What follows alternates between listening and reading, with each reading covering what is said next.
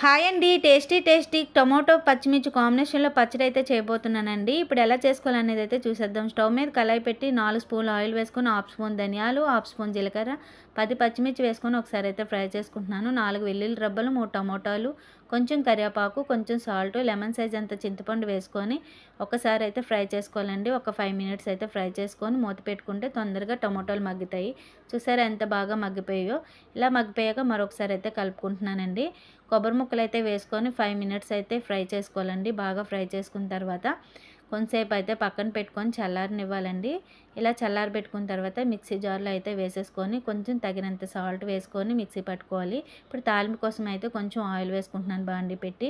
జీలకర్ర, ఆవాలు, మినపప్పు, శనగపప్పు, 4 ఎండుమిరపకాయలు వేసుకొని ఫ్రై చేసుకొని కరివేపాకు వేసుకొని ఇందులో వేసుకోవడమేనండి పచ్చడిలో. టేస్టీ కొబ్బరి పచ్చడి అయితే రెడీ అయిపోయింది.